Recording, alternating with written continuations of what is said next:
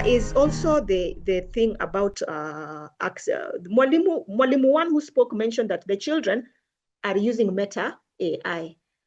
That means what? That means there is a device that is involved. There is infrastructure that is required for AI to work and to be in our everyday space.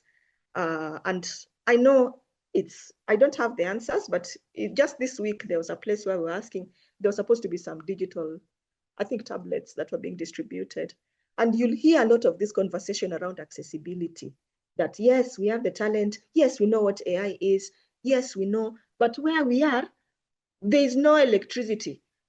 How can we first sort that out? Or where we are, there's only one computer in this learning environment serving everyone. So how can we solve that issue of accessibility? Some people normally argue and say, if this is not solved and everybody does not have access, then let's not talk about disruptive technologies. And yes, you can understand where they're coming from, but does it change that disruptive technology is here? Is it going to ask for your permission? Is it going to wait for you to give it permission? It will not. It is here, and as you have seen, there are other players who are already, they're moving on with AI, whether Africa is ready or wants to accept it or not. And the saddest thing is they are coming for African data so that they can continue doing things. So as Mwalimus, you have opportunity to improve operations. You have opportunity for those of you who teach literature and history, you have rich insights in culture, in language, and you see there's been a mention of some tools. We'll come to that. Those tools, it's just that data that has been put somewhere, large amounts of data, and it has been trained to now try to be conversational like a human being. And that's why you'll hear large language models, LLM. When you hear that next time, don't worry. It is just simply this data, but it has now been put together like a dictionary. I'm glad one of the Mwalimus mentioned it, like a dictionary, and it is conversational. It has been taught how to speak languages. It doesn't matter if it's not local, but at least there's some effort around it. That means you also have opportunity to come up with these things, but that are local, speaking local languages, and that understand some of our nuances. I mean, you know, in local, how diverse African languages are. And one word can have several meanings. But how would an LLM know that, especially one that is not trained here? And that's an opportunity for Mwalimus to build. So I hope that out of it, people will be inspired. Don't just limit and say, you know, this is what I'm trained in. People are doing things outside there. And I believe, even as you engage Director Killian, if you can be able to expose some of these things, I believe it also opens room for negotiation around that. So what have we not talked about? We talked about the model.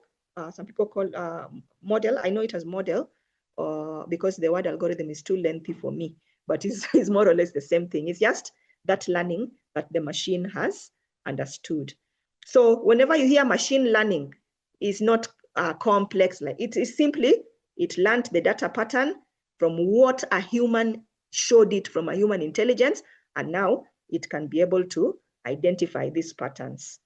So for the ones that have reached a place where they can now speak language, that is where you hear generative AI. You give it some instructions.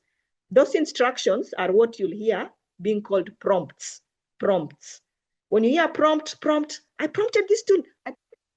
It is simply you came to that AI and told it what to do from your own intelligence. And what happens is, in the back end, sometimes it is also learning you. Because if you go to a tool, the first tool that has been mentioned here is ChatGPT, but there are many. There are many, even me, I don't know all of them. But you'll hear Gemini, you'll hear Cloud, you'll hear, there's another one for Chinese called DeepSeek. There are so many, and you don't have to cram all of them. You can just maybe be used to one as long as it is meeting your needs. So you can just go, for instance, and can you tell me which countries maybe have succeeded in peace building? That is something that maybe you'd have spent a bit more time Googling, but then it compiles for you. But from there, maybe that was not enough for you. Can you tell me which institutions in the government in these countries led peace building, successful peace building initiatives? And then it outputs. I hope that NCIC features strongly for Kenya. So as you can see, you are the human being and you're the one who is guiding it. And the output you get is the quality relates to what you're telling that machine. Meaning what? Meaning you can't just rely on AI like that. It is not gospel truth. It is also dependent on your intelligence and how much you know. And depending on what you prompt it, you need to be precise, you need to be simple. Where possible, when you're prompting, give it examples so that you get the right content. For some time, if you ask AI some of these tools to give you examples, it will give you apples, it will give you pizza, but that's not our local food. And what does that tell you? That it is trained on Western data. Even there's a day we went to one of the schools and we were trying to explore how to create some folklore music. And these songs we used to sing in traditional music festivals. Okay, there's an attempt by the AI tools, and later on we'll give you some of those tools. But when you hear now the person singing, the song that comes out of it, can imagine a song like Wanambereva, but with a Western accent. You can just imagine how that sounds like. And so this bit about data is still an area where what will collecting quality data look like for us. I think most of this has been covered. I want to quickly, so out of that, what's the point? The point is, now that you've understood what is happening, it means AI, you are still the people who exercise judgment. And judgment comes back to everybody's responsibility. If you want, you can go and say, can you give me content of this and that in a harmful way? Because after all, this is a machine and data. It will follow the instructions that you give it. Can you make, maybe you bring in some aspects of racism there, or you bring in, this is a bit sensitive, but there was a time that there was a GPT that was formed for corrupt politicians, GPT, I think. And once these things are out, sometimes nobody took time to assess the kind of information or misinformation that is going into it. And you can imagine the damage. It is damaging to the point it can threaten some jobs. You know how government jobs can be sensitive around conduct and that. And so that is now the risks that also come with these things. There are people who are ahead and they can train, but it is trained in unethical or in ways that have some bias. And then we've talked about privacy and data concerns. Remember, you handle a lot of data, but you must be enlightened and handle it cognizant of the prevailing policies around privacy. So when we talk about systems, it's not one person, the way you'd say is the duty of the head teacher, is the duty of the officials. This thing is all over, it's in our houses, it is in the learners, even if they're not allowed with phones in school. When they go back home, they have access to these things. And so they are exposed, and we can't make assumptions that they are not engaging with them. So that bit about, is it going to take my job? Area of a circle, as we learned it by an educator coming to write on the chalkboard, area of a circle is equal to area, I can't remember the formula. Let me try an easier one. Length times width was still area, length times width. That is how we learned those days. But now somebody is sitting somewhere with a prompt, with either Meta AI or Chat GPT, and they can get that formula. And remember, that's what you're paid to go and teach. And so that is also a reality. Does it mean nobody's threatening your jobs, but what does this mean? Are there some conversations that need to be taken? Because some of this generation, you can also say, don't have phones, don't use phones past a certain time. But you are not there all the time. And that, I think, has even come up with parents asking about TikTok. How can we help our children not to be spending so much time on TikTok? Because we can't contain the kind of algorithms there and what they're being shown. So let us appreciate that is our reality. And I might not have all the answers, but those are some of the things that are affecting us. And if we are to have systems, these are things we need to factor in. We've understood, I think we've captured that. Now you know that data, the tool is as good as the data it is trained on. Meaning if there's some data that is missing, for instance, I'm not a health expert, but sometimes when some of those tools are being trained, I understand that African data of the women, females, is missing. So if that is a tool that is going to be adopted, then what does that mean? If a Black female data was not captured, then what does that mean? Can you have a diagnosis that is now, the machine is telling you, oh, these symptoms, because people even use AI to self-diagnose. I don't recommend that. I'm no health expert, but assume now you believed AI and then you go and you take it like gospel truth. You have this kind of disease. Remember, there was some missing data, and there are some diseases that apply to the tropical parts, which are dependent on the environmental factors there. And yet maybe you use the tool that is trained on data of a totally different kind of human being. So let's be aware of that data might be missing. Is it relevant? What is the source of that data? Very, very important. For those of you who are here and you're in higher education, I know you're very, very keen with referencing and sources, and I think it also comes out. We need to be able to compare what this AI outputs with what the curriculum standards are. So my time has run out, but I will come back later. But the main point I would want us to leave with here is that this tool is not bigger than a human being. It's not mambo yote that is now mambo yote. AI has come to replace us. AI will finish us. AI said this, AI said that, and such a way that now even a human being's judgment does not matter. No, there is very much space for a human being because it learned from you. It depends on you. It depends on the data you gave it and in which way you gave it that data. And it depends on even the decisions you make when it comes to systems.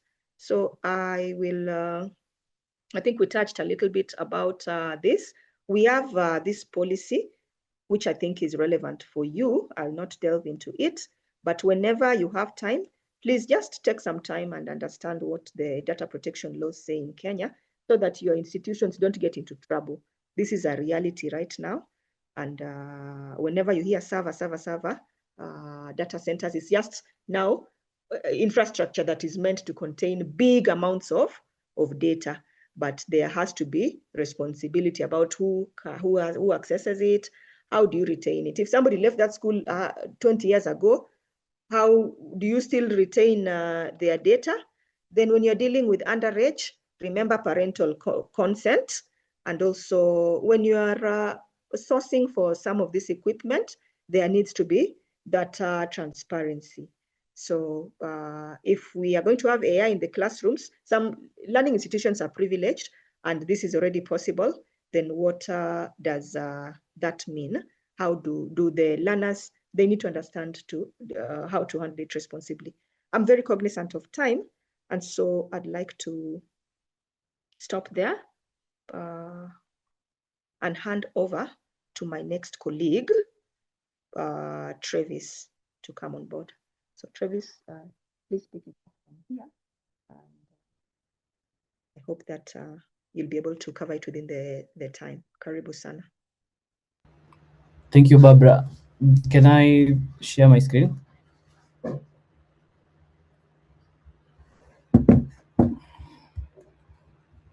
Right.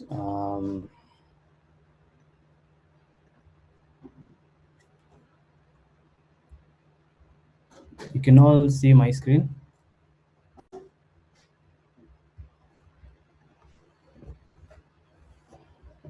Yes, we can see. Okay. So thank you, Barbara, for that. That was amazing lesson to learn, especially AI in education systems. So now for the next part, we are going to talk about teaching critical thinking in the age of AI. And I think let me even share my, let me see if I can share my video so that we can be as practical as possible. I'll move this here.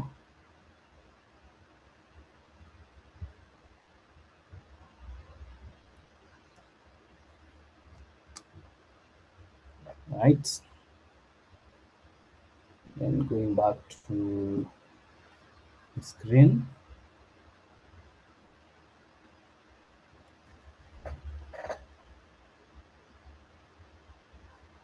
Right, and then sharing the slideshow. So for teaching critical thinking in the age of AI, so today's we're going to look at how best can you think critically when using AI platforms. So maybe by show of hands, anyone using ChatGPT? You can just raise your hand if you're using ChatGPT, so you can see right. So only a few people using ChatGPT. Okay, good. Raise your hand if you're using Gemini. Gemini. Okay, amazing. Okay, another question. Raise your hand if you're using any free version of the two platforms or any other that we have not mentioned. Free version.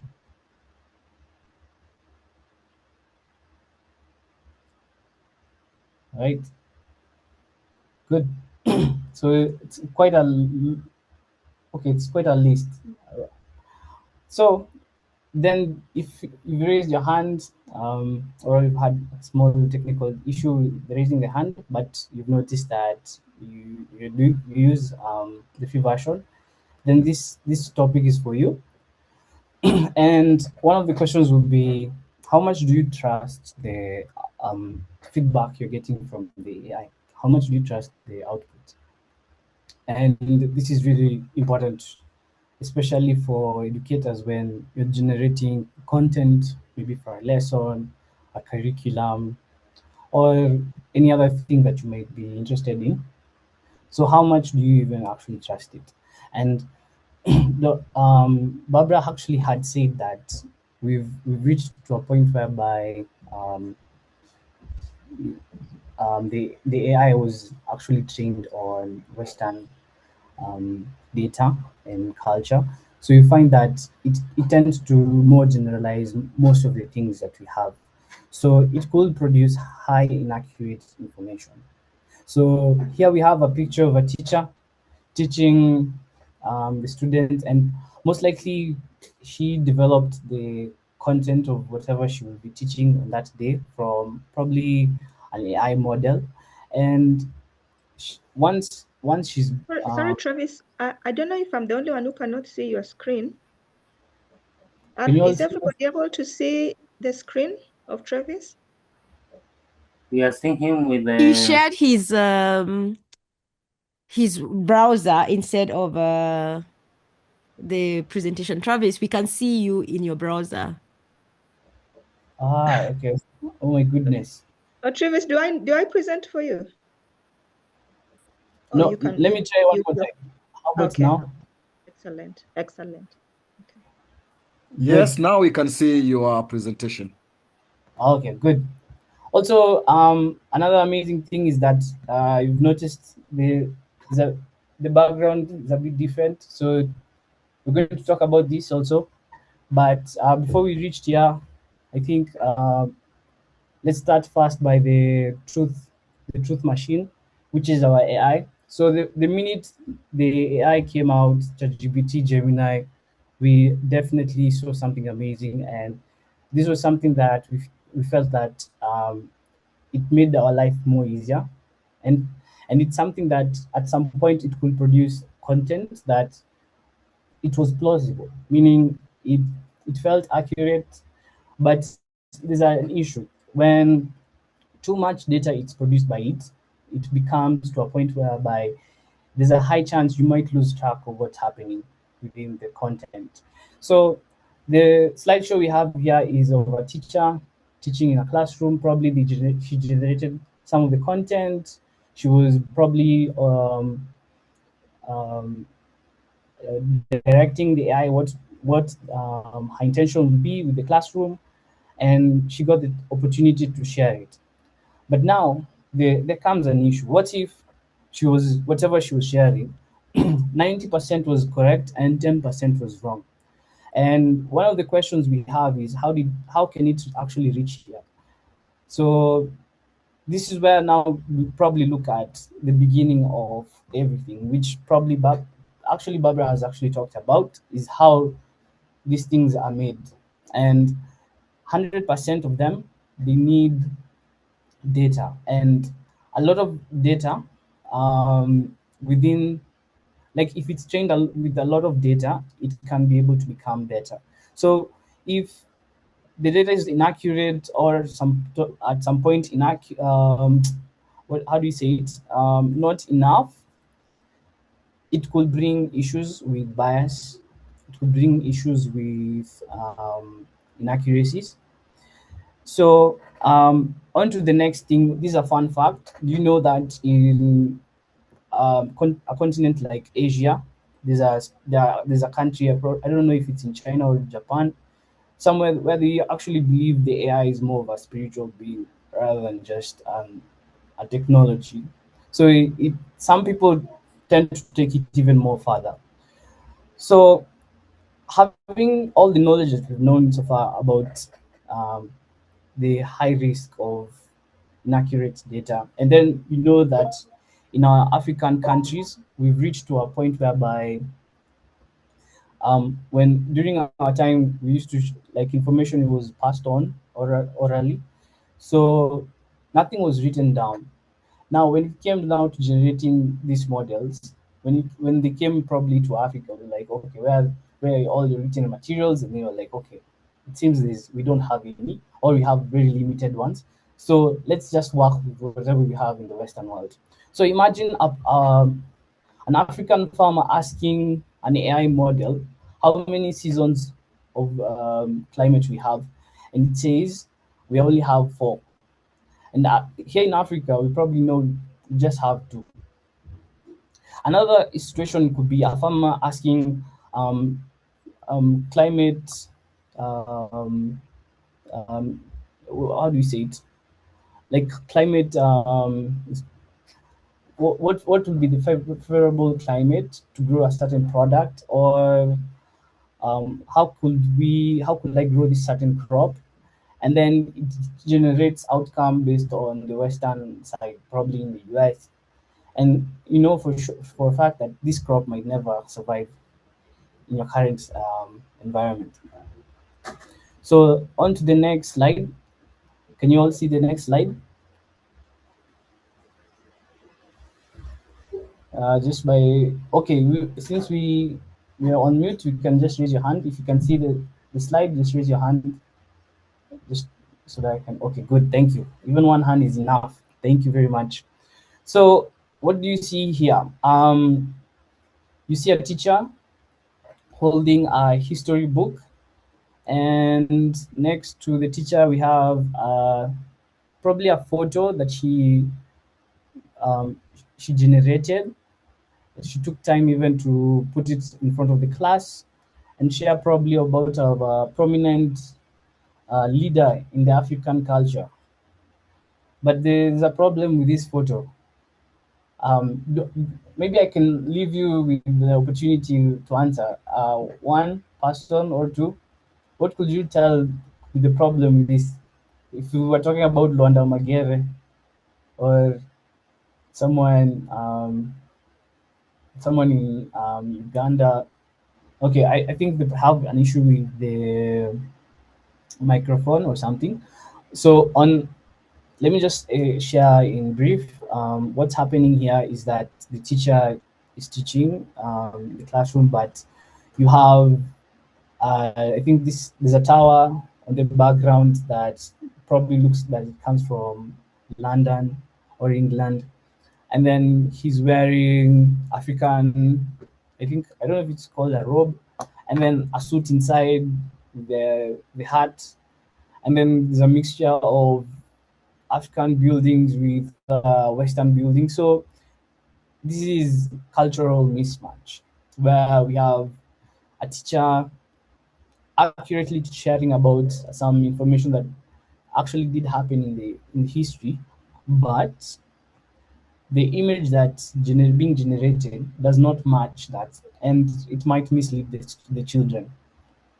So some of the hallucinations and biasness because of insufficient data or lack of information. We have, like we've said, cultural mismatch. We have the history fabrication.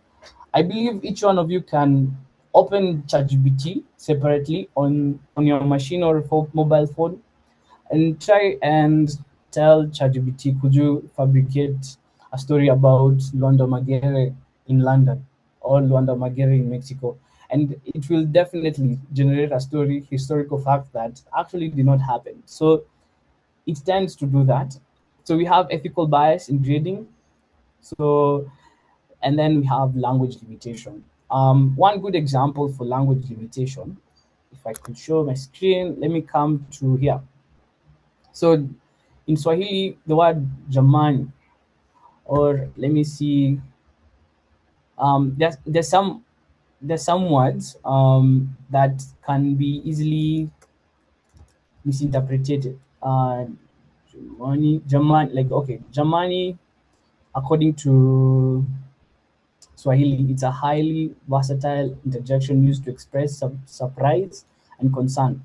But when you use our current AI model in Google, it says it's a man. So there's a high, and this is something that it's still occurring as we speak. And I think on our end, it's the work of each and every one of us to make sure that we try our best to use models that are as accurate as possible when educating or teaching or sharing content. Right, next on to the next slide. So what are the sources of truth that I was able to come up with, or you can do some fact finding behind the scenes.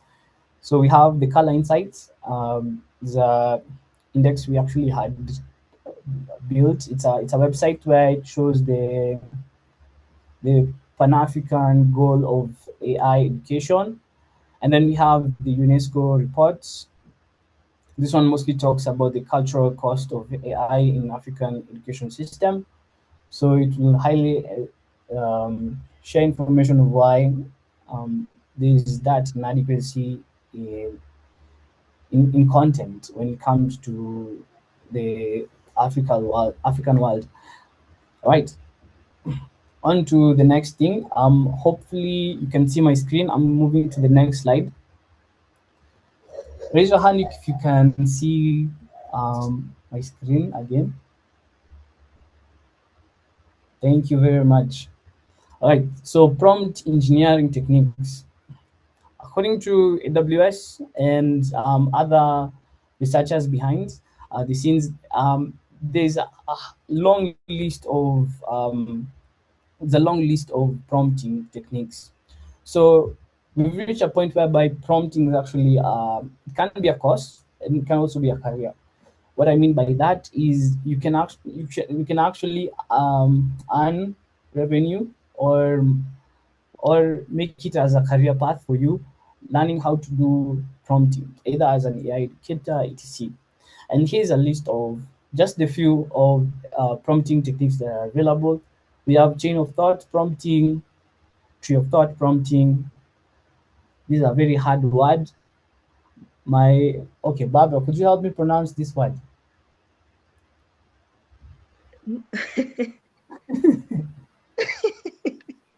Travis, why do you want to embarrass me? Yeah, at this point also I paused because I was like, okay, it's a very interesting word. All right, and then we have complexity based prompting. So we're going to do a test right now behind the scenes. I will kindly request try on ChatGPT or Gemini, try typing the first prompt. So I'll put it on text on the chat. Just paste the prompt. Oh my goodness, what have I done?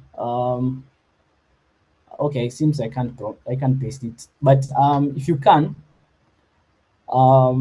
just type the first one. Give me a recipe for Kenyan soft chapatis, and then look at the second prompt. The second prompt. This is an example of a chain of thought. It says, "I want to make perfectly soft, layered Kenyan chapatis." But that's not it.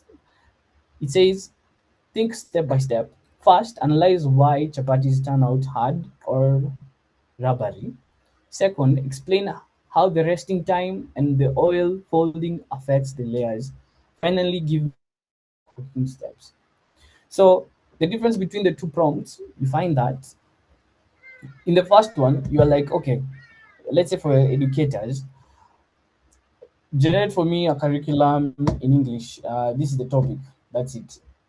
So there's a high chance it will be biased, give you hallucinations, give you Western types of content that will not even be relevant. It will be heavily focused on the AI model, asking it to actually try in this way, make it this way. It will be a lot of prompts, and all of a sudden, especially for those people who are using free version, you're already out of limits, being told to come back tomorrow. But look at prompt two. Prompt two, what does it say? The second prompt, it actually asks, I need not just to make this kind of chapati. I want something that will become soft. This is my intentions. I want it to become soft, not hard. I need you to give me a step-by-step guide on how to wait and the extra details. So let me go to the to this slide. This is a good example of making good prompts when it comes to AI. So look at the first prompt. The first prompt is saying which service requires a large deposit. Service A costs this amount with 30% deposit. Service B costs $40,000 with a 40% deposit. So there's a high likely chance step A might give you inaccurate data. Why? It could assume so many things within this text. But look at the second prompt. Which service requires a larger deposit? Service A, this is the cost with 30% deposit. Service B costs this amount with 40% deposit. Now, I didn't have enough time to share all the details about things step by step, but what I meant by here is more of like, you even show examples to the AI of what actually you need as an outcome. You can provide PDFs, you can provide sample examples of other steps that you're expecting it to perform, and then the results will definitely look different. So raise your hand if you can see my slide again. 3465. Thank you very much. Thank you very much, everyone. So we're going now to almost the end, but this is about fact checking. So let's say, for example, you're a researcher, AI educator in science, or I could kindly ask people to mute. So these are some of the strategies you can use. So there's a strategy called the rule of three. So the rule of three, Barbara, if you can assist. All right. So for the rule of three, what does it say? That no claim should be used in a classroom without verification from three independent non-AI sources. So what does it mean? Let's say you are actually researching on something that AI actually claimed this was true. What do? You try and find other three sources that could actually match that result. So are there extra information that tends to lean on this truth? And then we have the SWIFT method, and these are all methods that have been researched by AI researchers and others. So let's move now to the next slide. Right. Yeah. So yeah, this is some of the links to the resources. So you can just search SIFT method by Mike Caulfield, the Stanford History Education Group, which they tend to explain that sometimes the manual process is usually better. You open as many tabs as possible. That tends to help. That will help you find the truth regarding the information you've gotten. The Africa check and fact check. Yeah. So this is probably all the will be now. This will be my last section, which will be on data privacy.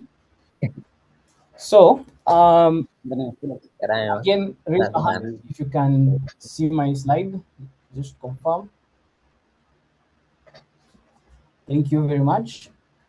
So data privacy at this point in 2026, I think since if I'm not wrong, 2023, this place has been a minefield, meaning you can literally be at high risk of paying a lump sum of fines, even for things that you didn't even know that were wrong. So privacy right now is now a human right, and it's not just in Kenya; it's across Africa now, being enforced by some governments in different countries. So child appropriate practices. So now at this point in this in time, children data is so important, and the government finds them so vulnerable to the point whereby if you mishandle them, you could be at high risk of paying big fines. Transparency. Now governments tend to go around, like in Nigeria, they are going through over 1,000 schools just to investigate how are they protecting children's data. Just imagine a teacher putting a student's information in ChatGPT. That could highly put you in a very wrong place. So look at the last point, which is mandatory audits. So the organization in Kenya and across Africa must now conduct internal compliance readiness checks and prepare for audits led by data protection commissioners. All right, so after highlighting all this, let's look at what happens when you don't follow the law. So African regulators are now using their teeth. So this is just a fancy word of saying that when you're caught in problems. So the first line is this actual story that happened in 2026. What happened was the school did an exam, and the exam went really well. One of the students actually performed very well, and the school decided, let's put this student's information on our gazette so that we can show that we are really performing well. So once they published it in 2020, I think it was around 2024, 2025, I think 2025, somewhere there. What happened was I think there's the parents saw it, was very annoyed, and actually filed a lawsuit. And immediately after filing a lawsuit, the government actually asked the school to pay 607. And why it was even this fine granted is because the parents stated, and she had evidence that they had even sent messages to the specific people within the school that they do not want anything about their child on the newspaper. And yeah, and they had to pay that fine. Another case was in 2025. This is another school paying 500,000 penalty. Imagine your school has highly competent students and you want to take them outside the country so that they can compete internationally. You have all their contact details, parents' details, so that you can share now to the travel agencies and embassies so that you can make sure that their flight processes are swift and they can easily access and go where they need to be. But in the process of them going, or in the process of them you applying and sharing those details, one of the parents gets information that the students' passports details are already shared with the travel agency, the US embassy. So this parent actually went to the court and asked for the school to pay. The school actually had said that we shared Google Forms with the parent, and the parent actually acknowledged some of the information there. But the parent also stated that I had specific evidence, probably could be even a text message or a WhatsApp message, saying that no, my child should not, information should not be there. But she had already filled the form as a consent, like I accept. But so what did the government do? The government saw that the child was how looked at the child's age, so that the child was vulnerable. The parent was not in agreement with this. The government didn't care. The school paid 500,000. Another one would be a WhatsApp violation. So teachers sharing class lists with phone numbers and grades in public WhatsApp groups are now being targeted as direct violation of the law. So imagine creating groups, putting all the parents there, or creating WhatsApp groups where you're sharing details about students or other personnel outside the organization. You could, if you're caught, in big problems. So Nigeria Data Protection Commission is launching investigation to over 1,000 educational institutions. So this is like an ongoing thing that they're currently just investigating. How secure is this data? And are you putting it in ChatGPT? Are you putting it in Gemini? All right. And then lastly will be in Kenya. There's a school actually almost passed the fine cap of 5 million. And this is a school that paid 4.5 million because I think it shared some admission details in advertising. I'm not sure if it was in social media, but that school, and all these things are things you can actually go search right now and see them live, so that we make sure you're not in this situation. Let me show you one good example of a platform that you can use to make sure that if you are doing fact checking, not providing inaccurate data, just to end the call on a high note, would be there's this tool called Use AI. So this one, let's say for example, you wanted to check anything dealing with news or content that's publicly out there, it can. So like this question: what major milestone occurred in January 2026 regarding the Kenya's competency-based curriculum transition? and what are specific senior school pathways being implemented. This platform itself looks at actual content within the browser. So it tends to go up to date with whatever is currently live on the platforms. And it will even cite to you all the URLs that are there that can help you get accurate information. Lastly, it will be, there's this one called Elicit AI. I don't know if you can see. Kindly raise your hands if you can see. Is the okay? Good. So this one is even this for people dealing with research, science. So this is called Elicit AI. Elicit AI, what it does is it gathers all I think it's 1 point something million records of research papers.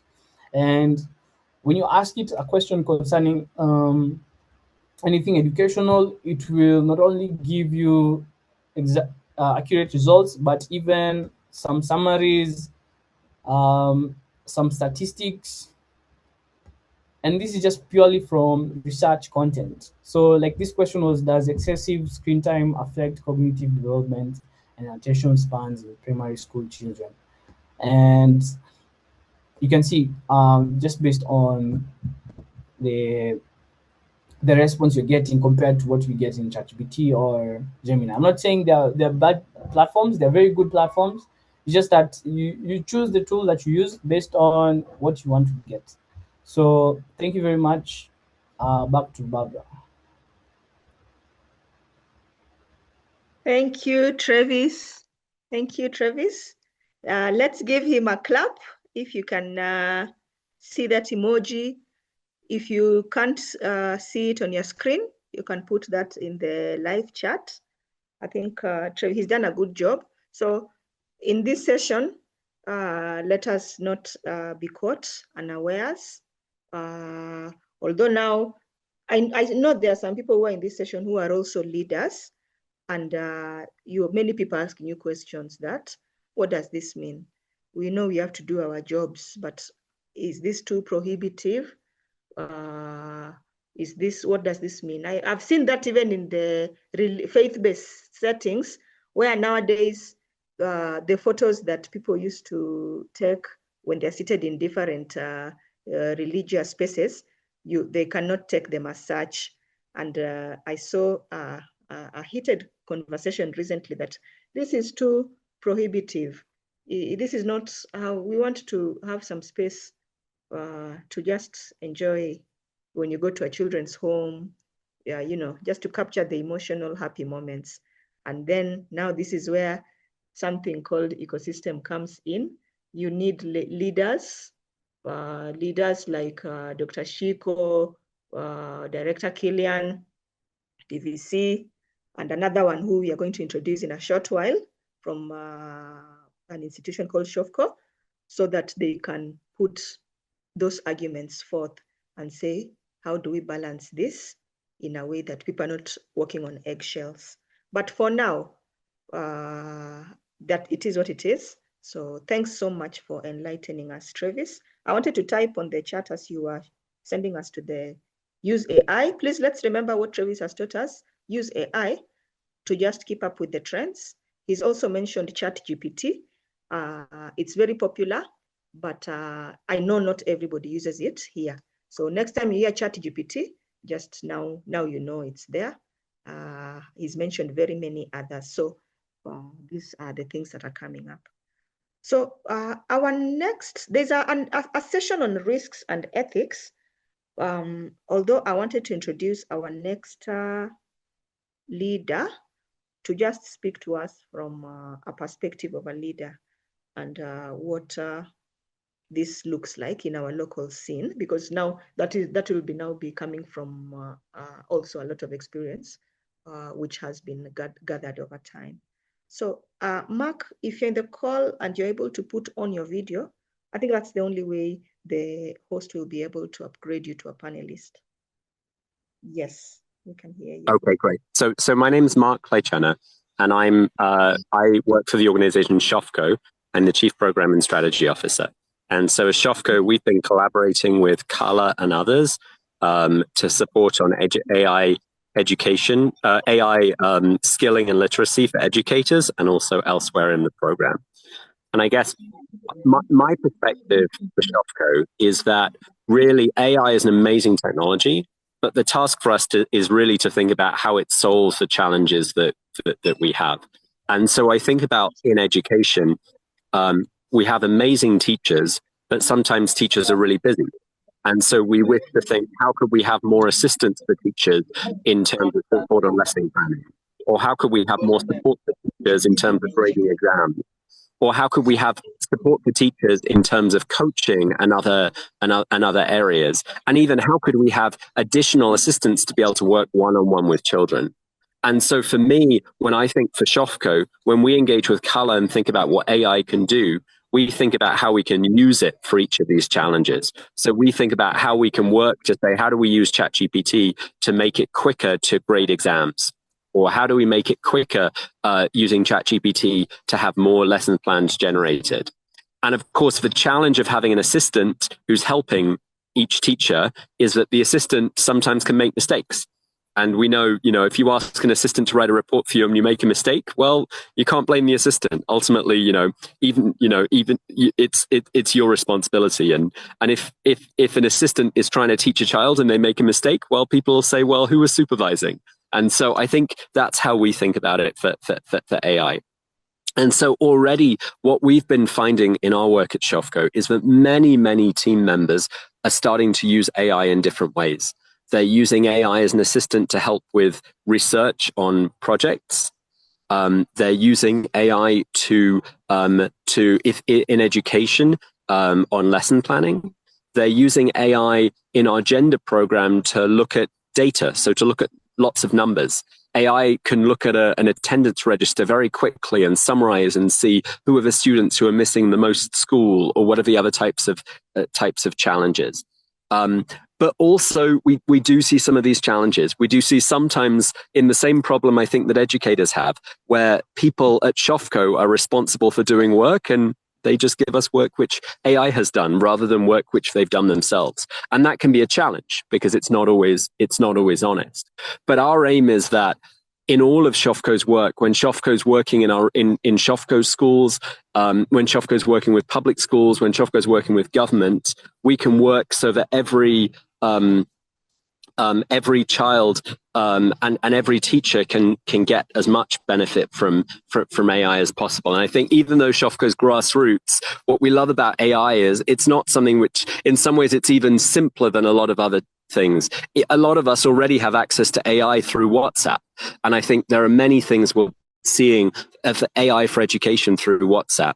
And so our aim is just going to be to make sure that every teacher is able to use this as best as possible, whether in English, Swahili, or any other language. Maybe back to you, Barbara, unless there's any other specific questions you want me to share from SHOFCO's perspective. Thank you, Mark. I think you've highlighted so many opportunities from the experience with the SHOFCO educators. And I hope everybody in the team is inspired. You've heard that your peers are exploring. And so we hope that next year when educators are showcasing solutions, this group will be on the lead. Is there any question for Mark? If there is, I encourage you to put it in the chat so that at the end of it, he can be able to respond to it if he's not able to do that right away on the chat. Otherwise, thank you so much for taking your time, Mark, and for championing this initiative. And we look forward to great impacts out of this. Let's give Mark a hand clap.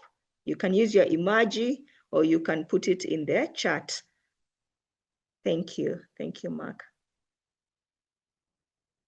So I'd like to invite a very special group of people to take us through the next session.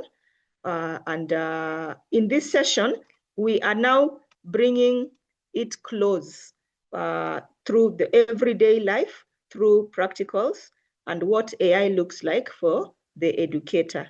So I would want to welcome the East team led by Dr. Wanjiru Kinova. Please, Dr. Wanjiru, you can come and introduce the rest of the team who will take it away from there. Please bear with us, everyone. I know with purpose to finish by 11:30. I just plead with you that if you can allow for a few more minutes, we still have very, very good content for you, but we will finish within the hour. So welcome, Dr. Wanjiru. Let's appreciate her as she comes. Hello. Hello. My name is Dr. Frederick Wanjala. Dr. Wanjiru Kinova is having some challenges from our side, but I'm also from East. So before I proceed, I'd like to introduce the East team that is making a contribution. That is our DVC, Dr. Wanjiru Kinova. We also have Dr. Isaac Kasili and Reverend Elijah Murimi. If Reverend Dr. Kasili is around and Reverend Elijah Murimi is also around, kindly they can say a word as they prepare. Maybe we can go ahead with what we had prepared as a team.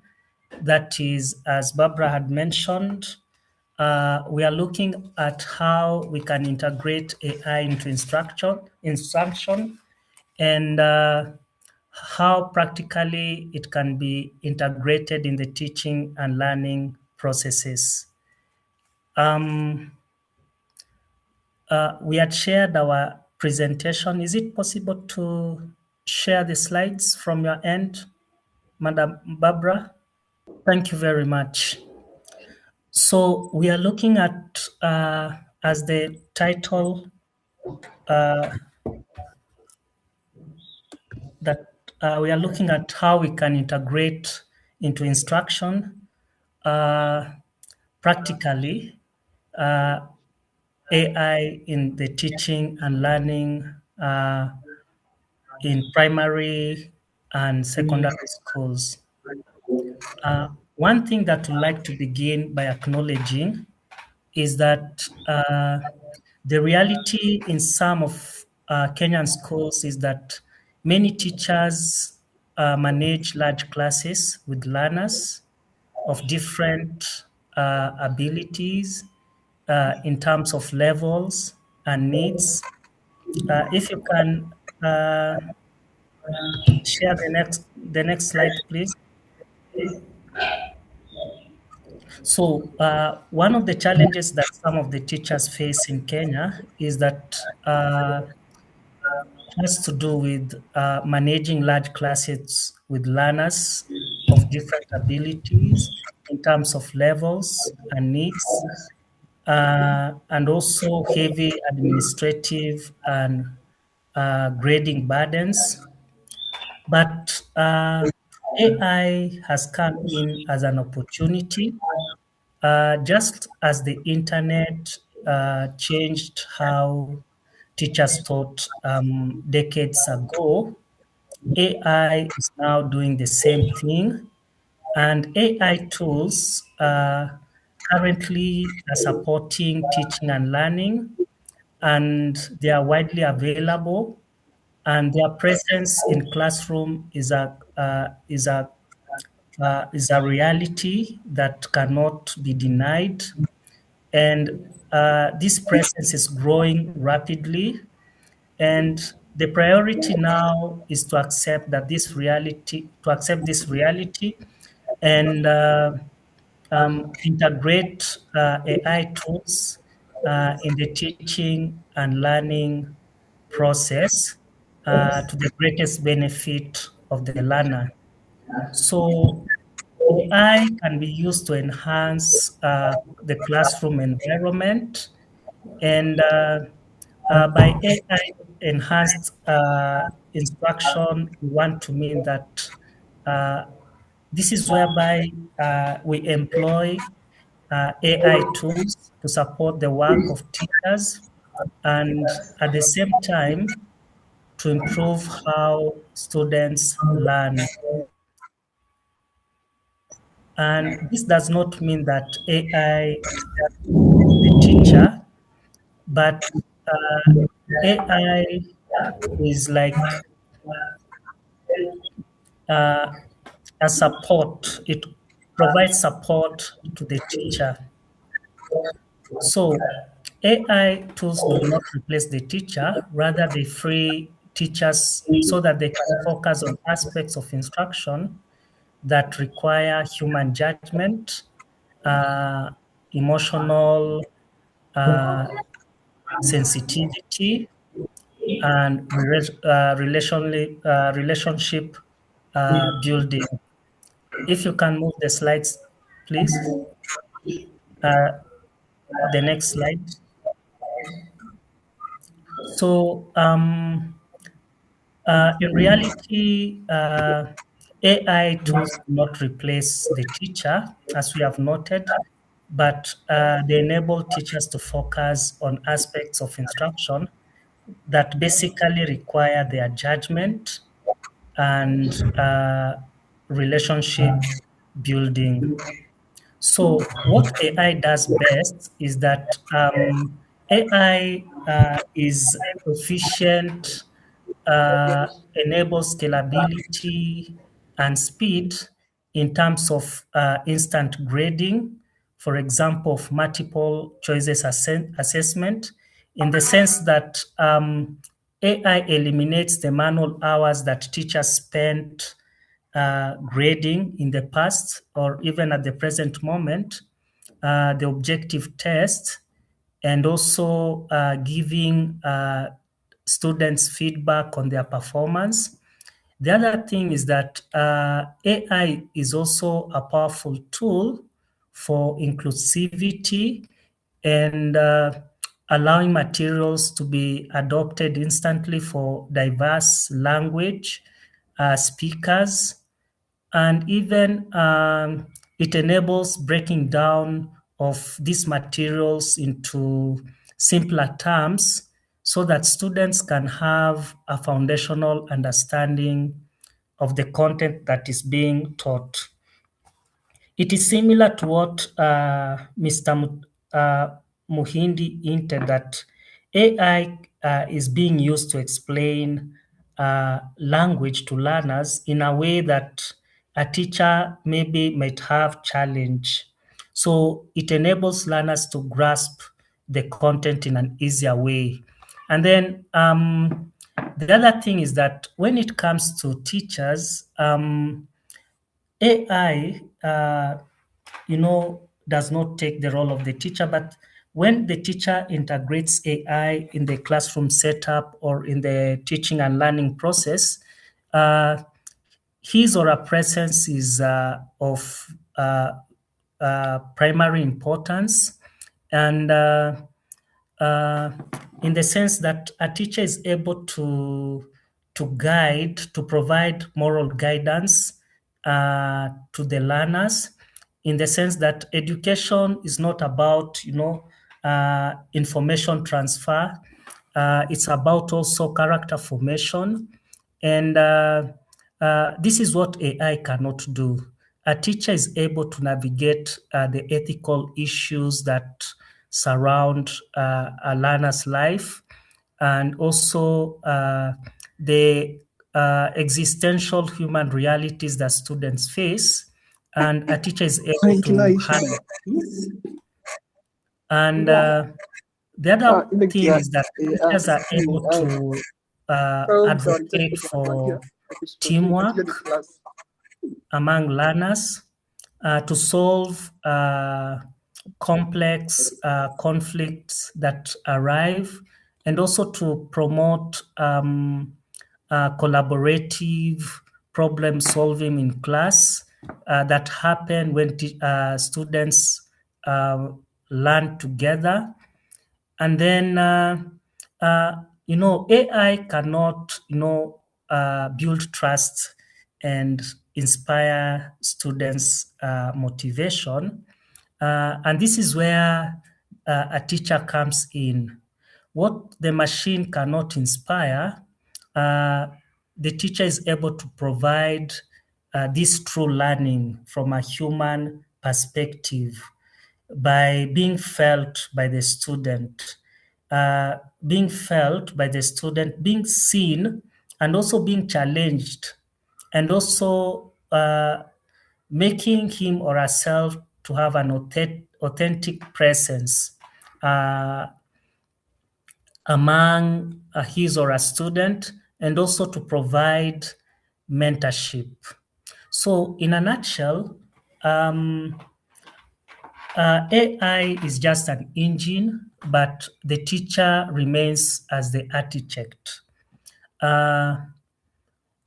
AI can only support the teacher when it comes to things like grading the test and drafting, maybe the rubrics to be used in assignments, which saves the teacher valuable time. But on the other hand, teachers must also learn to invest that time where it matters the most, by bringing in the human aspect through empathetic feedback, provision of moral guidance, and building, deep relationship with the students that can really drive student transformation. So can we move on to the next slide? So what AI has done is that it has, before AI, there was heavy administrative tasks like manual lesson planning, preparation, manual grading of many students, and tedious data entry that will drain the teacher's energy. And this will make the teacher experience burnout and sometimes limit the teacher's one-on-one interaction with the student. But with AI, AI can assist to offload some of these challenges when, for example, we make use of digital tools like Gemini, Cloud, to assist in the drafting of lesson plans, to assist in the grading process, and also to track our students' progress. This can be very instrumental.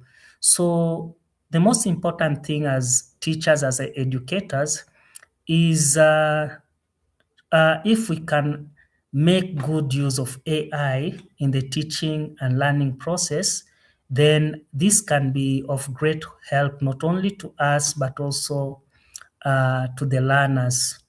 So how does AI tools support teaching?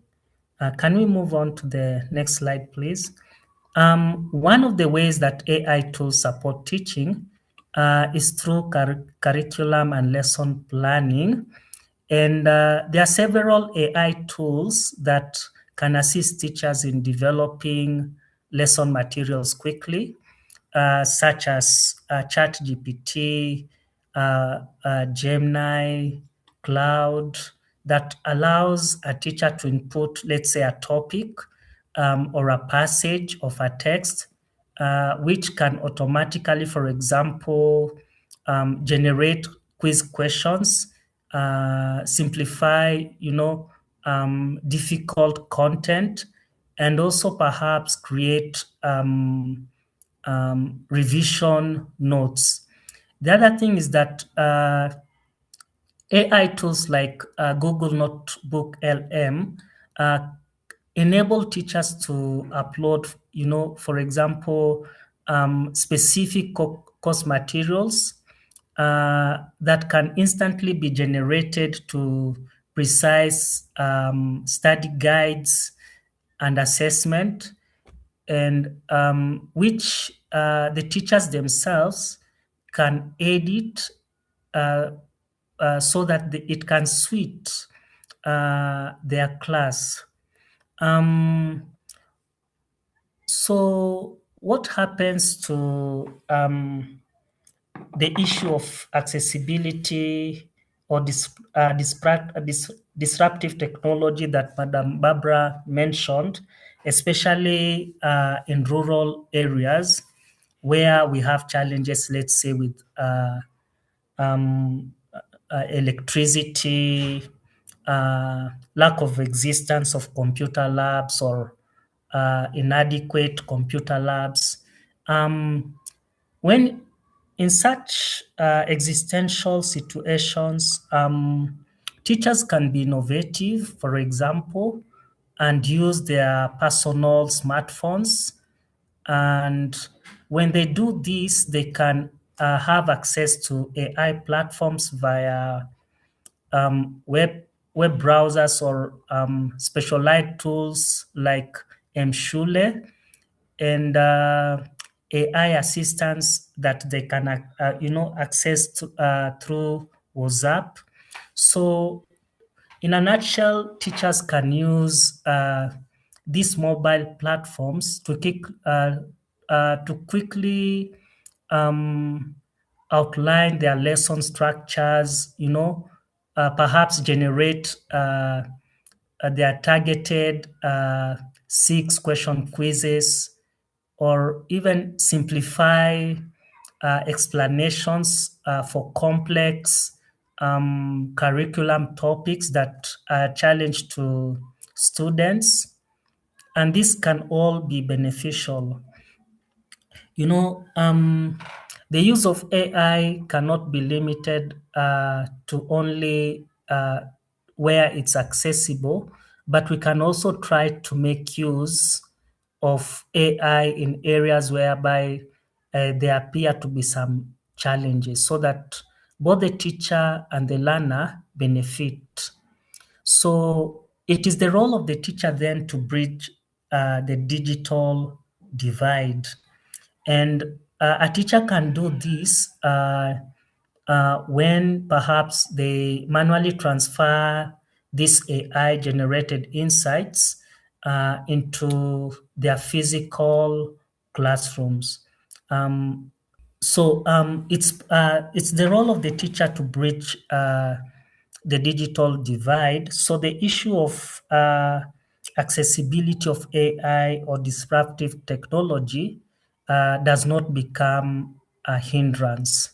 So a teacher can do this manually, and so that the learners are not left behind. And this can also help on the part of the teacher to reduce the administrative workload without, requiring complex school infrastructure. Can we move on to the next slide? When it comes to students, AI also can support students, for example, through their personalized learning, so that a student is able to learn through his or her own pace, strength, and her own ability, so that no student is disadvantaged. And the good thing is that we have software such as Math.IA that provides an interactive one-on-one virtual mathematical mathematics tutoring to a student. And with this, a student is able to solve mathematical equations that appear difficult to him or her. And also, we also have Mshule, which is becoming common. And this can also, help to track a student performance, and also enable a student to strengthen his or her weak areas. So a student struggling with, let's say, mathematics is able to receive fundamental practice. A student who is a faster learner is easily accelerated to advanced concepts without experiencing some sort of boredom. So this sort of targeted pacing is invaluable in crowded classrooms where a single teacher cannot easily customize instruction for multiple ability levels simultaneously. The other thing is that AI translation tools are able to bridge communication barriers. How?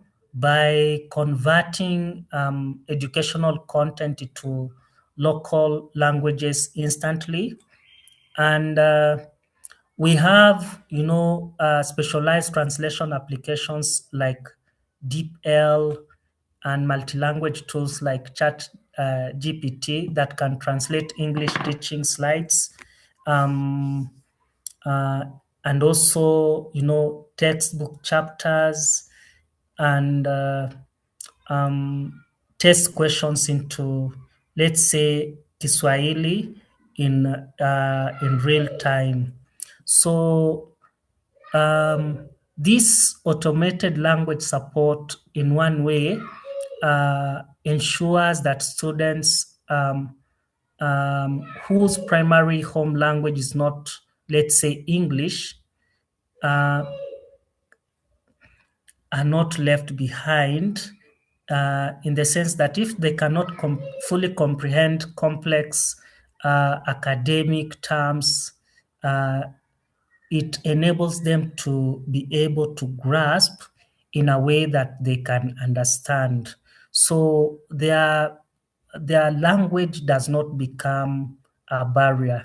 So AI is able to make education knowledge accessible to all learners, irrespective of their linguistic backgrounds. Can I have the next slide, please? And the other thing is that AI software also accelerates learning by providing instant grading and corrections.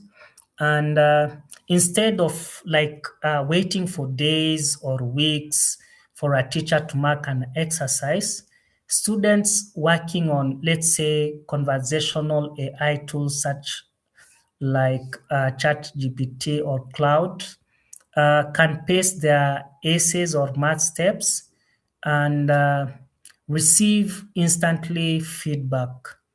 And this instant feedback or response prevents students from, let's say, practicing mistakes, and also, in one way, it reinforces correct concepts of the topic that they are learning at the present moment in their minds. So this immediate feedback gives a learner instant confirmation of their progress, which in one sense is especially useful in large classes where a teacher cannot provide individual written notes for every activity he or she gives. So AI applications are very important in terms of boosting this a student's motivation by, turning a student who is a passive reader into a more active reader in the teaching and learning process. Or we also have other tools like Note that can also transform digital class notes into customized flashcards, and interactive revision, games that test their own memory. Can we move on to the next slide? In our context, in the Kenyan context, we are lucky to have AI tools like Mshule, which deliver adaptive learning via standard SMS, and which, in one sense, enables learners to focus on advanced topics, and also encourages learners to read, and also motivates them. The only thing is that they require a strong internet connection, and on the part of teachers is that AI enables teachers to focus on administrative or preparatory tools that they can easily access through their smartphones. And this, for example, can enable teachers to, have a quick preparation of their lesson plans through their phones. And the only thing is that AI also requires, strong internet, and also availability of computer labs, and so on and so forth. So the key thing here is that AI integration in education is not what we can term as, one size fits all. It must rather adapt strategically to the digital infrastructure available to both the learner and the instructor, to both the teacher and the student. So can we move on to the next slide? Okay. We can also align AI with the CBC, and the Venn diagram that in the slide demonstrate that AI can act as a catalyst for competency-based curriculum. So instead of contradicting CBC, AI actually accelerates it by shifting the focus away from rote memorization and, passive writing, or a teacher, let's say, pushing students into, memorizing content so that they can pass exam, but rather AI motivates students to become active and also skill-centered in the context of their learning. So AI is at the core of the CBC philosophy, and how is this the case? Our argument is that AI can be used to handle routine aspects of learning, like data processing, basic grammar checks, text drafting, and students no longer need to spend hours on simple compilation. They can bypass by just basic recalling. And the other thing is that AI also amplifies CBC core competency, in the sense that with routine tasks that are automated, learners are actively forced to utilize and sharpen their digital literacy, communication, and problem-solving skills through their interface with technology.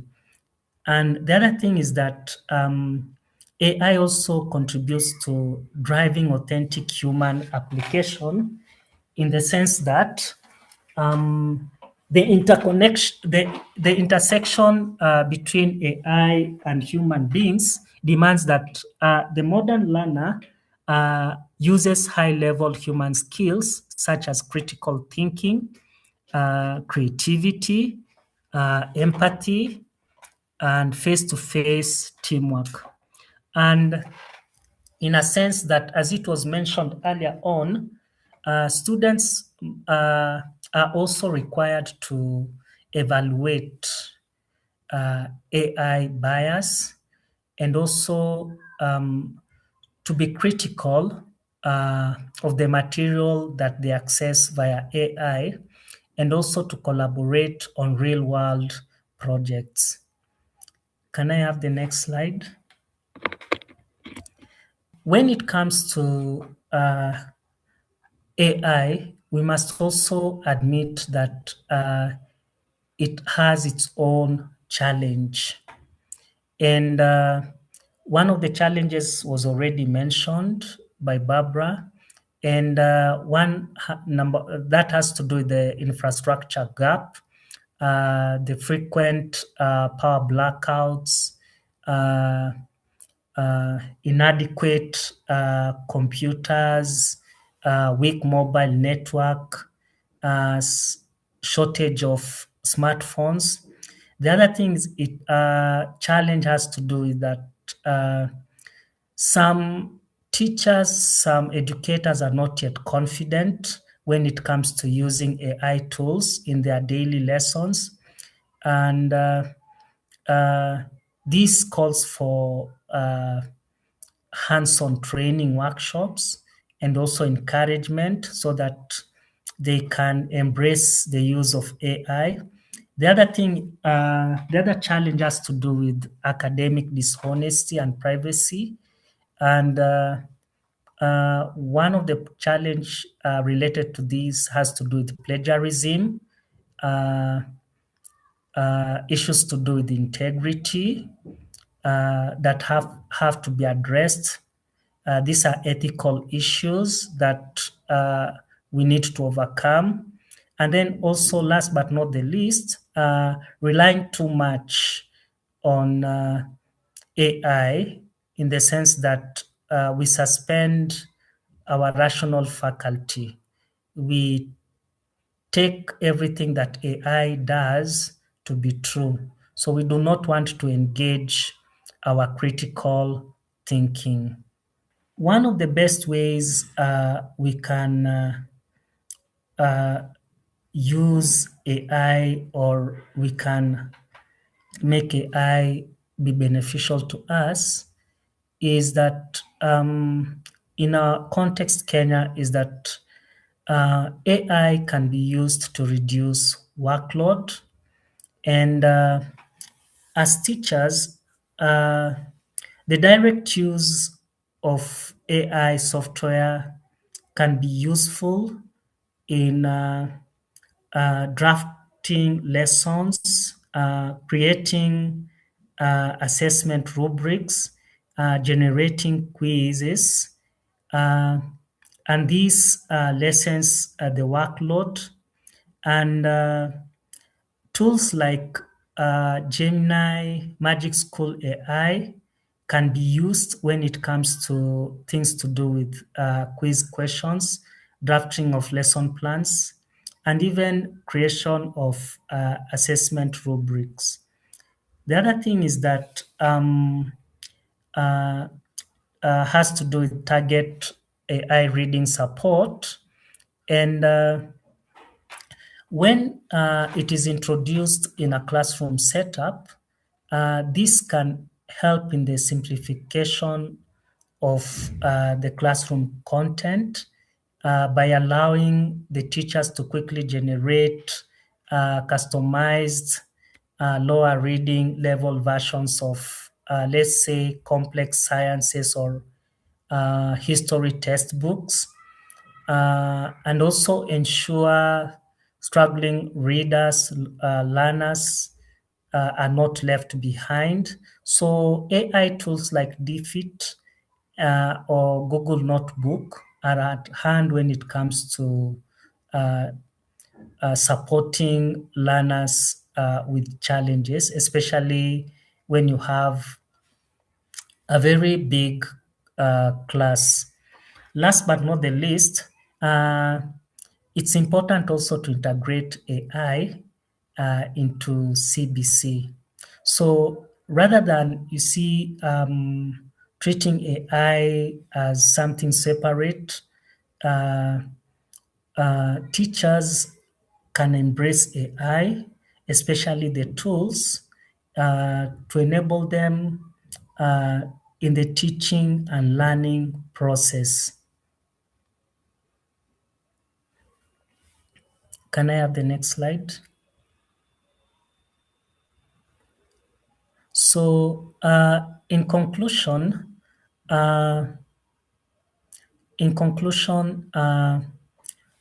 we would like to conclude by noting that when we integrate AI into the teaching and learning environment, it is one of the practical and necessary steps towards a more responsive, inclusive, and efficient education, not only in our country, Kenya, but also globally.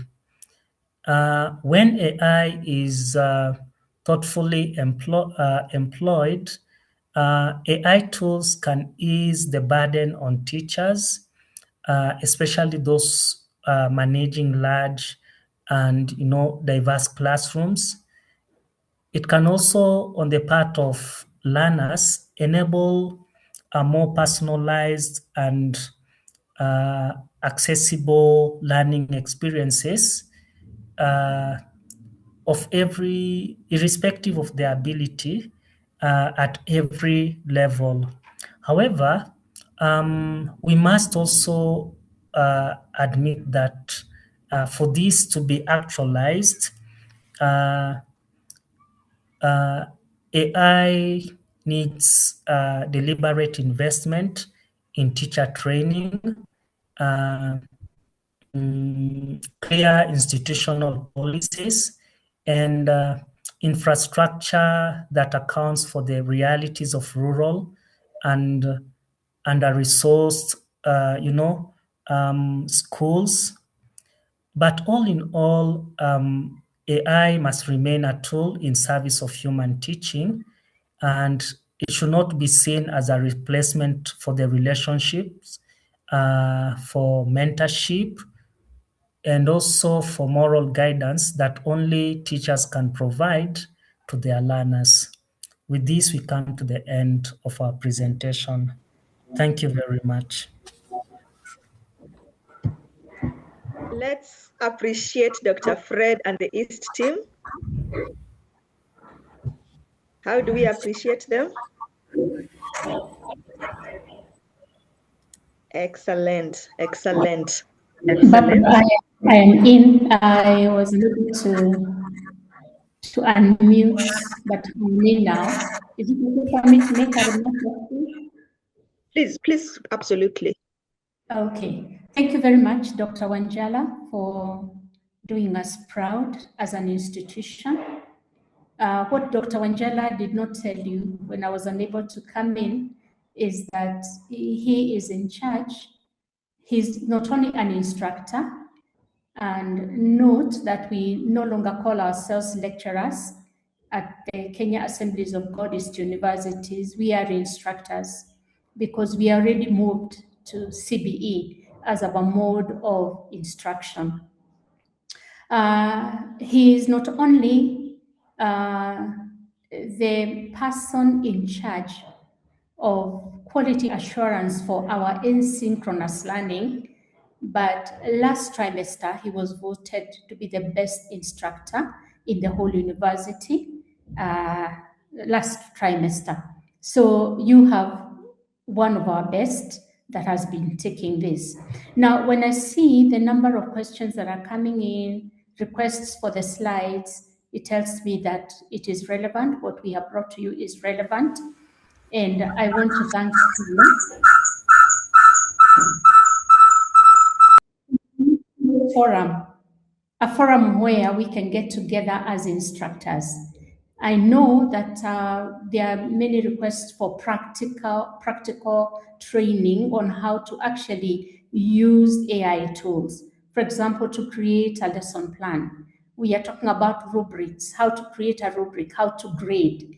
They are asking for these things, and that can be done later on when time is ripe, and Qhala provides that forum for us to train. I want to really thank Qhala for giving us this opportunity. And our appetites are being whetted. This is not a real training where we are telling you, do this and get this and get that result. It is a place where we are opening your eyes to know the many possibilities that are available with the use and integration of AI. I like one of the captions that was in Dr. Wanjala's presentation. It says that AI integration needs an empowered teacher. It does not need many complex things. It needs you and I as educators to be empowered, to know what to use it for, how to utilize it, how to make our work easier. And therefore, I am thankful because this is just the beginning. I want to believe we'll have many other forums where we can be able to interact and learn how we use it. At KAG East University, we have embraced the use of AI, although we are actually running after our students because they discovered it before. And at the beginning, we were really making it look very, very bad to use AI, but we have realized that AI is going nowhere. Unless we don't have enough water to cool the machines that run AI, unless we don't have enough electricity to run AI is going nowhere. And it will help you and I as an educator to leverage these wonderful tools. And instead of just looking at the challenges and looking at what is bad about it, using it to make learning to be quality, making it to make instruction easier, being able to know how to free our hands, like Dr. Wanjala has said, and use those hands to support our students emotionally, mentor them, because you don't have to create a whole lesson plan from the scratch, because you don't have to create a whole rubric from the start, because you don't have to write all the notes from the scratch. You can be able to use those tools in one way or another to help you so that you have more time for your students. So I want to thank every one of you. My name is Dr. Wanjiru Kindova. I'm the Deputy Vice Chancellor in charge of academics at KAG East University.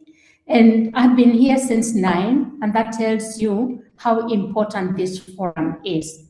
And I would like to just say, for you to be here on a Saturday morning, instead of looking for nyamachoma somewhere, it means you're serious, you're a committed educator, you're a very dedicated educator. And I want to just tell you and to welcome you to our university. If you'd like to do your master's in educational management, we are one of the best. Karibu sana, and thank you, Qhala, and thank you for all the educators for just taking time to be here. I know Dr. Kasili was totally unable to come in. He was locked out. I don't know about Elijah, but we also have other members from our university who are here to learn and also to support us as we present at the university. Thank you very much. God bless you. Thank you, Dr. Wanjiru. We would want to share something from Team Qhala. At least I'm so glad our CEO is here, and a few more of us. And we want to share with you something that came out of the literacy efforts from last year. It's stretched out over a year, and we call it the Kiswahili benchmark. And it's anchored on localizing AI for education. And this is a strategy for a CBC-aligned Kiswahili benchmark. So I'll So last year, I saw some people asking about in-person sessions, and our CEO committed that this will be put together as soon as possible. As you know, there's a lot of work that goes into that. But we were able to interface with the educators from all these counties last year. And we had an opportunity. I also saw people asking about hands-on practicals. At least when the contact time is more, there's time to be able to do that. And so we were able to interface with them. And during one of the hands-on practicals, there is a highlight that came out. So just to give you what is to come, on the left side, you can see this is an attempt of AI. You know, the different languages are called English, Swedish, Spanish. This is what AI knows, at least at that time, Kiswahili centric. That was what the prompt produced. And then AI inaelewa, msaada wa Kiswahili, CBC imeunganisha. Why? This is just here to show you that there's a lot of opportunity for us to have African data sets to be curated so that they can feed into AI models that speak like us. So in summary, there was, just to highlight what Dr. Wajiru from East has also stressed on, there is strong interest, and I dare say talent, AI talent in our continent. But we don't have our data represented well. And a lot during today's session, you've had different tools being mentioned. You've been referred to notebooks, Google Notebook, LLMs, GPT, Cloud Gemini, that yes, they are functional, but they can't fully understand or reason in Kiswahili. And so the output is what you've seen on the left side, what we are trying to show you in visuals. There is persistent grammatical errors, matters of ngeli, and code switching struggles. And what this does in the long term, it just widens these educational inequities that we have. Those who cannot speak the LLM languages, they stay behind. And then what does that mean for our African languages? If these are the platforms that are now working and the African languages are not well represented there, and that is what more people are consuming, then it means they are being marginalized. And suppose we were to do a lesson plan today as a hands-on practical, I'm sure science educators and English-speaking subjects would have done very well. But what would that have meant for Kiswahili educators? Are they able to use AI to get accurate content? So out of these findings, there was a strong case for a human in the loop framework that is able to enhance multilingual teaching and learning, so that this human in the loop can be able to refine the AI outputs before they are consumed. If an AI tool should output a grammatical error, then that human can now bring their expertise to correct whether it's things to do with Ngeli, and also to just review that content for cultural alignment and also curriculum alignment before it is consumed by learners. In that way, I also saw a question in the chat where somebody is asking earlier that, oh, if all the intelligence is coming from the human beings, why do we need AI then? It is because there is a speed of working that AI just does better than a human being in terms of computing. You know, we talked about data. What we didn't spend so much time on is that there's a lot of mathematical computations in the back end for that data, and that is what is giving those patterns. You remember the issue about statistics and all those formulas. So that computational speed, a human being, of course, would not keep up with AI. And then it can generate content rapidly. What we would spend so much time Googling or spending time in the libraries are now a prompt away. Even if it is create this summary, create that is the reality right now. So there is still that place for AI and LLM capabilities. It's not trying to kick them out. And they can do multilingual translation. I mean, as much as we are putting a case for local languages, should there be a need right now for you to translate some content in various languages, then AI and LLM capabilities will come into place. And so there is that place for having a human contribute their value together with this AI LLM tools, so that we have the human in the loop framework. And the recommendations that came out of this research was a consideration to have reforms in our curriculum. Then it has been stressed enough that we have educator capacity building, like what we are trying to do now.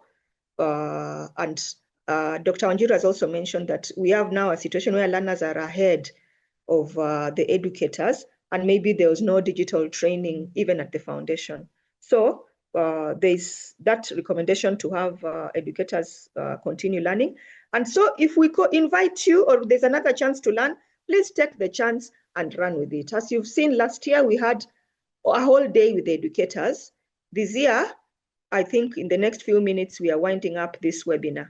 So you see, these opportunities, they come, take advantage and grab them and run with them while they are there. In other places, they cost money, but for good cause. And also resource development, especially resources that are curated by us. So those of you who are gifted in research and can document and share similar findings, please keep at it. One of the goals we have is that we have at least 5,000 PhD level educators in our African pipeline who are able to ensure that we have capacity for AI markets in Africa. So I have requested one of my colleagues to share a post-evaluation form in the chat. And as promised, we are going to share with you more resources out of this so that you are able to follow them at your own pace and also beef up on the bits that we were not able to cover. So I think that brings us to the end of today's session. And I'm waiting for the post-evaluation link to be shared here before we bring it to a close. I think, so any of our leaders, final remarks? Dr. Shiko, you've stayed up to the end. We'd be very honored if you say the closing remarks for this team. Thank you very much. I stayed until the end because I believe that this is a very important thing. And as I said, educators are the most important part of our journey, because you're generation, you're the people. If we talk about generational wealth, teachers are the conduits of that generational wealth. So if you make the teacher wealthy, you're sure that the wealth of their wisdom, the wealth of their knowledge is going to be passed from one generation to the next and to the next. That's why I'm really excited about this. So thank you so much for coming. In the post-evaluation format, please do let us know if this is something that you love and how often you'll be available. If you're able to do this, we are very grateful for East. We have partnerships with a number of universities. Yesterday, we did something with Daystar. And we have something you're doing with the University of Nairobi. We have universities even abroad that can support with some of the work that we are doing. So we are more than happy to be the conduit to your conduit, to pass some of this information to you. So let us know what you need. Give us candid feedback. Give us candid feedback on this so that we can know how to support you in your journey of being the best teacher in this AI age. Because AI is coming and we need to be able to ensure that you're part of this journey and you're actually supporting this, our continent become great again. Thank you. Thank you so much and have a lovely Saturday afternoon. Thank you for giving us your morning. Thank you. Thank you. Dr. Shiko, before you leave, somebody has asked about certificates, which, okay, they're not ready now, but I would prefer that comes from you. For the certificates for this particular one or for the one in person? For this session. For the Oh. I was not aware we were going to give certificates for this particular one, because I have for the in-person one, because we can actually measure understanding, then we can be able to do that, because we know we give certificates to show that it was a learning process, and because it was such a huge class, I think we were 230 at some point. Let us discuss internally, and I'll get back to you, because I was not sure we were going to give certificates for this one. Yeah. But if we do a continuous one, and if maybe we do a 2 or 3 part version of this, and you attend all of this, we can actually give a certificate. Yeah. There's a hand up, Barbara. I don't know. There's a Lucian whose hand is up. All the 20 of you. Lucian, you have a chance to engage directly with Dr. Shiko. Good afternoon. Afternoon. Okay, my name is Maurice Mawera. Mm-hmm. I'm coming from Nyeri County. Mm-hmm. And I'm wanting to appreciate all the people, the conveners of this meeting. It was a good one. Maybe a question maybe to the Amani Club members and the patrons, coordinators, whether if we can incorporate this AI in our subsequent activities that we may be having, maybe for this term or subsequent one. Hello? Hi. So we are more than happy to support. If you self-organize, we are more than happy to facilitate the sessions for you. We have the content. We've been doing this now for 2 years, so we know very well what is needed. So we are more than happy to support you in doing it. Yeah. Thank you. There's another person whose hands is up. Just unmute and ask, because we don't know what your name is, because everybody's Lucian. Good afternoon, everyone. Afternoon. Yeah, so thank you so much for this very important meeting. Personally, I came in late, but the little time that I've spent, I've learned a lot. So maybe just a quick question. I am a teacher, man. I am an educator of Swahili, that is. And I feel like there's still a very big gap in AI regarding Swahili. So what are some of the opportunities that, of course, I could earn through AI as an educator of Swahili? That is excellent. Currently, I think we are doing this benchmark, and Barbara should be in touch, because we are trying to refine the benchmark to ensure that our Kiswahili is actually the AIs that are available actually well representing of the Kiswahili language. So more than happy to if you're in touch with Barbara, we are more than happy to engage you on supporting the development of the models, of the benchmarks, not of the models, of the benchmarks that we are building for Kiswahili.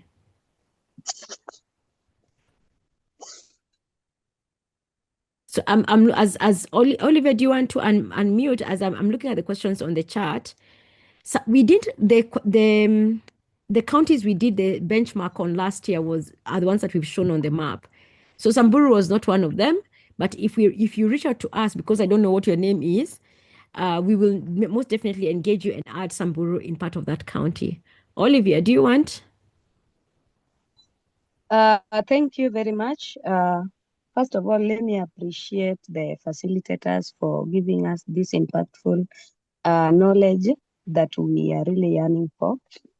I was requesting if we can have an in-person training, or if a long-term training can be scheduled, so that we can maybe at least go deeper, because the things that we have learned today are just introduction, and maybe just opening our eyes on how to use AI and how to prompt an AI, and maybe the areas that we can focus on how to use AI to make learning easier and better. So if we can go deep, if the learning can take some duration, or if we can have an in-person training, I'll be so much grateful for that. And maybe we can be given a channel or a direction on how we will be able to acquire such training. Thank you. Awesome. So we'll get back to you on that. And Barbara is going to be sharing the link to the WhatsApp group for the educators where we can keep you updated on the different things that we are going to be doing.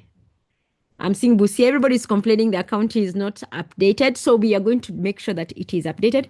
Please join the WhatsApp group, share it with your friends. It's a very strict WhatsApp group. We try and share information. We'll take your questions, no spamming, no marketing, nothing, please. It's for education purposes only. So if you can kindly do that, we'll share the recording link there so that you can have the recording as well. Yeah.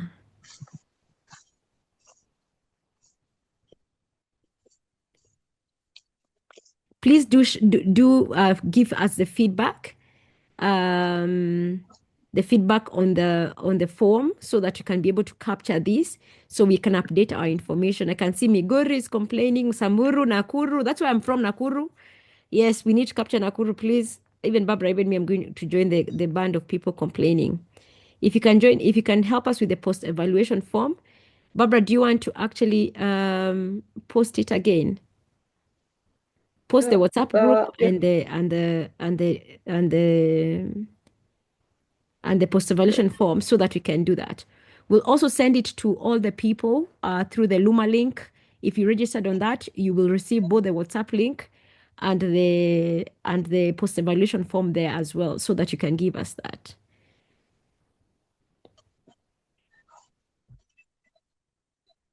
Awesome. Back to you, Barbara. Okay, just trying to post.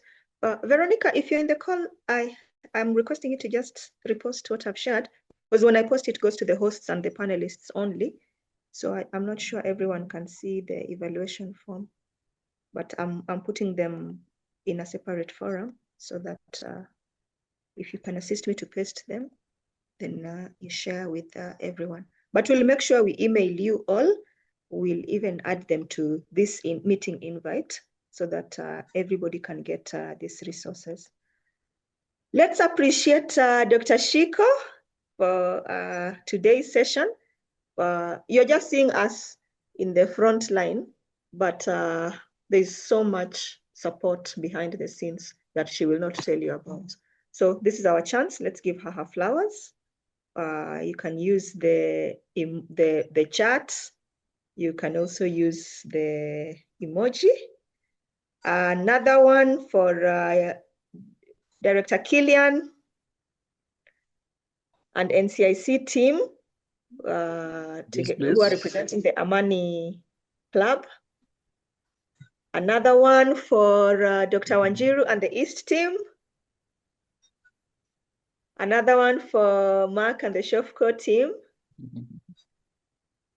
Another one for the reverends. We didn't hear from you. And any leader, even if I've not called you by name, we really, really appreciate what you have done behind the scenes to make this work. And the final one for yourselves, for staying up to this point. Excellent. I think that's it from me. Director Killian, did you have something to say before we end the webinar?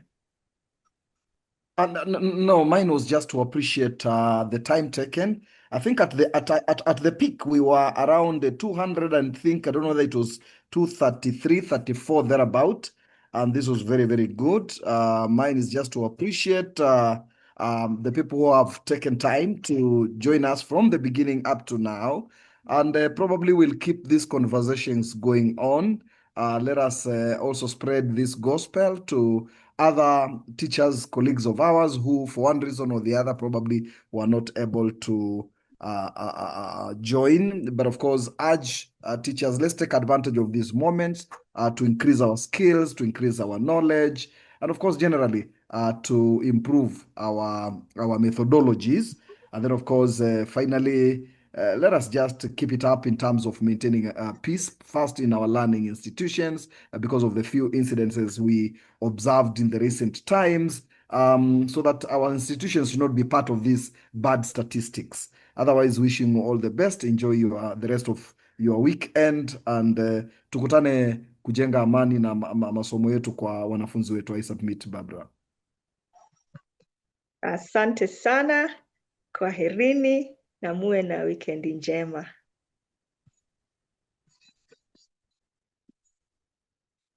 God bless you all for sharing. Thank you.